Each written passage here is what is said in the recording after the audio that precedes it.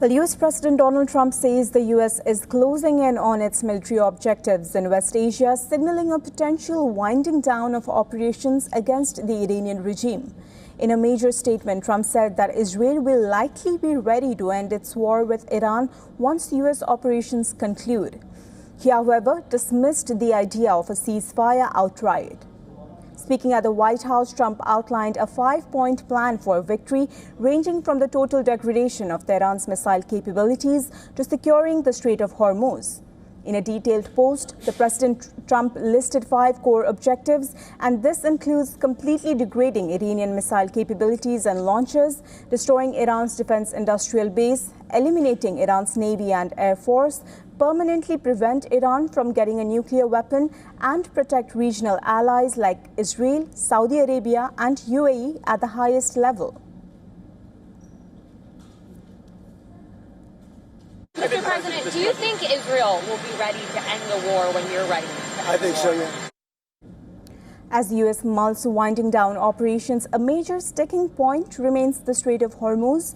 While President Trump called the reopening of the strategic waterway a simple military maneuver, he, however, insisted that the U.S. shouldn't have to do it alone, pointing the finger at nations that rely on its oil.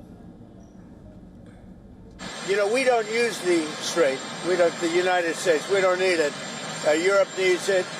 Korea, Japan, China, a lot of other people. So they'll have to get involved a little bit on that one.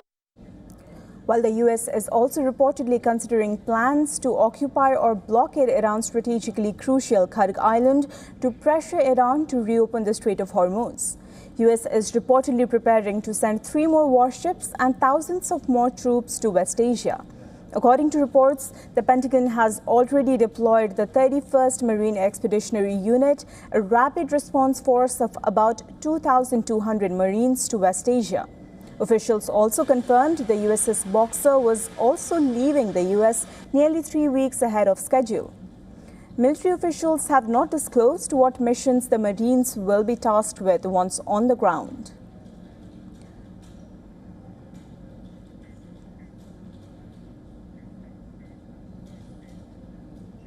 We were earlier joined by John Rath, Senior Policy Director for the Center for Arms Control and Non-Proliferation in Washington. He says that U.S. has not been able to clearly articulate a reason for going into the war with Iran. Listen in.